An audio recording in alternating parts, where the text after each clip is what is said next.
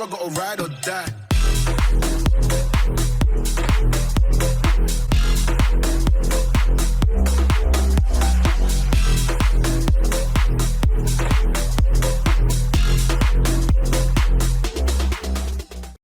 Yo, what's going on YouTube? Just Jake here, welcome back to my channel for another GTA 5 video, and in today's video we're going to be customising the brand new Annis ZR350, which was released with the LS TUNERS DLC.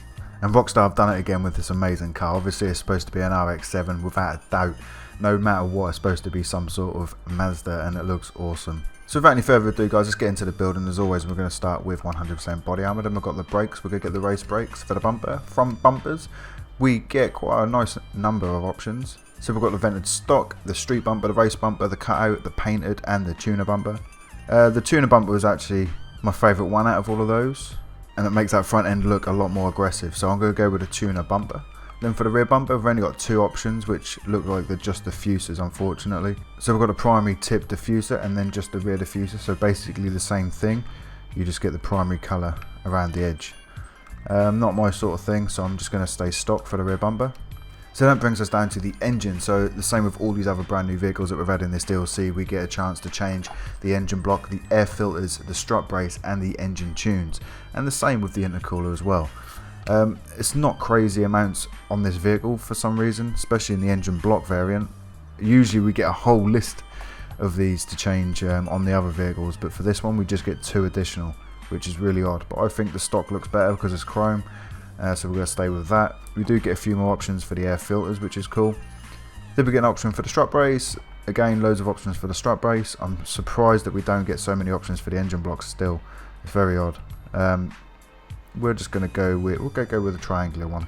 The engine tunes, obviously we want to get the level 4 engine upgrade. Then for the intercooler, you'll see it change at the bottom. We're going to get a nice oversized intercooler, which I like to see. And we're going to go with the large logo intercooler.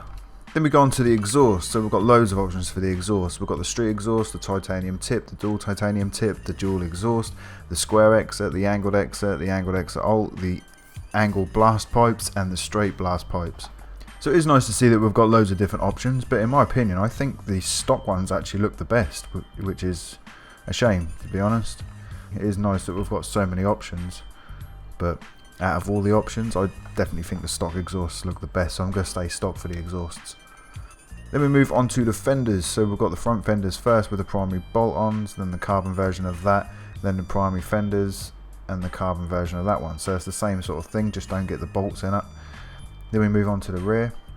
Same sort of thing, where we've got the rear fenders, then we've got the carbon bolt-on version of that, and then the same thing but without the bolts.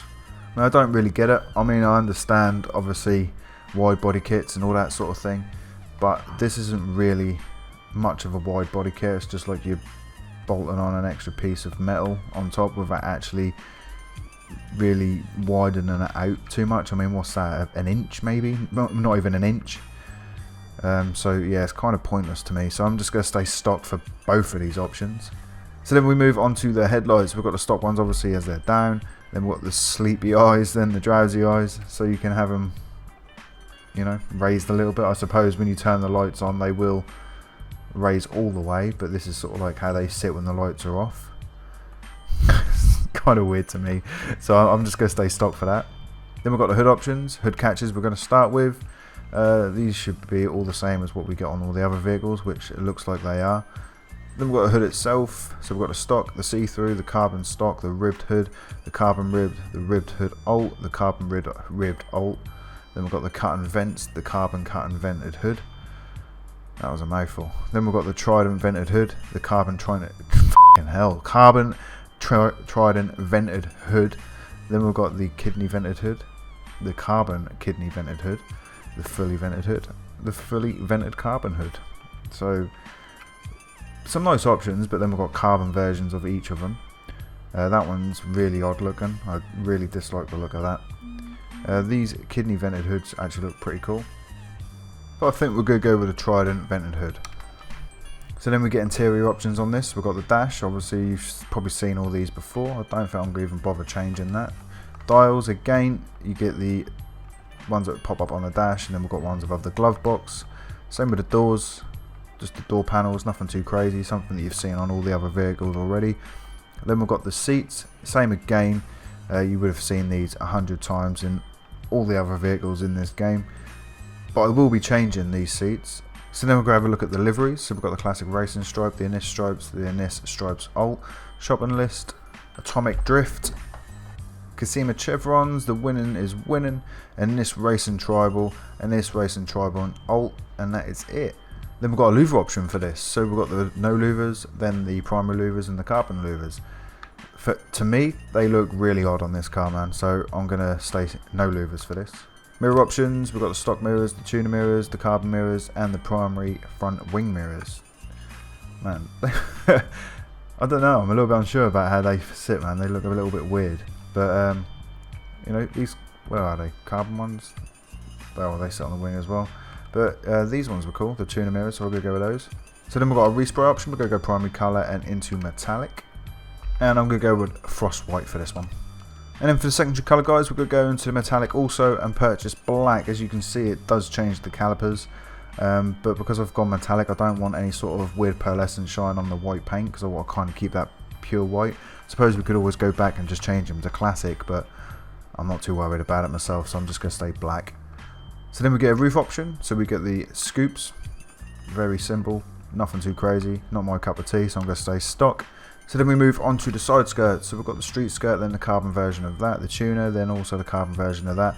You know, I'm not going to keep saying each title because we've got one option and then the next one after that is the carbon version. So I'm just going to say the first one, and then the next one's just going to be the carbon version of that. Race skirt, vented skirt, competition skirt, custom skirt, extended skirt, and that is it. So there are some nice options for this. The extended skirt was cool because it gives you like rear spats as well, which is a nice addition. So I think that's the one I'm going to go with. Not the carbon version, just the normal extended skirt.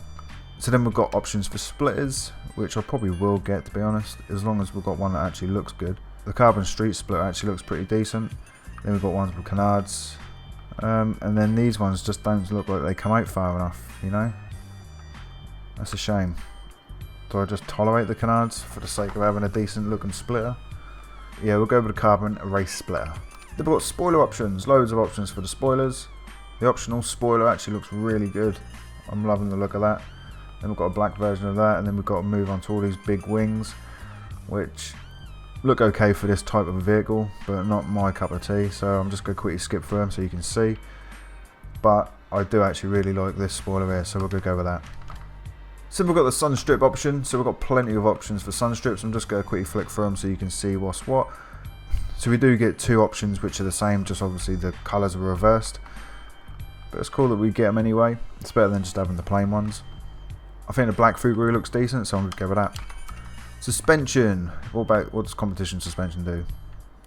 Actually looks really good. I was worried it was going to give us some crazy camber. So competition suspension is the one I'm going to go for. The tail lights, so we can tint the rear tail lights, which is cool. Green actually looks really good. I like the way green looks, man. Red looks decent as well. Yellow. All of these colours actually look really good. So the transmission, we're going to get a race transmission and the turbo tuning. The wheels actually look pretty sick how they are, so I'm just going to leave them. And then to finish off the build, as always, we're going to go into the windows and purchase the light smoke window tint. So you go, my bros, there is my build on the Annis ZR350. And obviously supposed to be a Mazda RX-7. It looks awesome. The customization on this car is actually really, really good. Let's take it for a little drive and see what we feel. I mean, acceleration actually feels really good. Not much wheel spin at all. Braking seems decent. Acceleration seems really, really nice actually. We're reaching 100 miles an hour just like that with ease. It holds that corner really nice. It like stuck to the road. Didn't want to spin out one little bit. Braking's decent. Turn and circle seems okay. Not much wheel spin at all coming out of that bend. Again, acceleration is picked up really nicely. Yeah, this is definitely going to be a contender, top contender for this class, the sports category. It feels really, really nice. And picking up from Legendary Motorsports, you're only going to spend like 1.6 mil on this. And I think that's a really reasonable price considering all the other vehicles that are in this DLC and the ones that are a little bit more expensive than this. I think this has definitely got the looks from standard. You've got really good customization. And the performance actually feels flawless. I can't really see anything in that little drive that I just done which would hinder any sort of performance in a race. Acceleration feels good, not much wheel spin at all. It holds the corners like it's stuck to the road, like it's on rails. Braking feels solid. So yeah, this is definitely going to be up there in the sports category in my opinion. And for 1.6 mil, I'd definitely recommend purchasing this if you got the money. I mean, like I've said in previous videos, my favourite at the moment of these cars out of this DLC was the Comet S2. That was around 1.8 mil from Legendary Motorsports, and you know that set the bar quite high in my opinion. But this is definitely a close second for me now.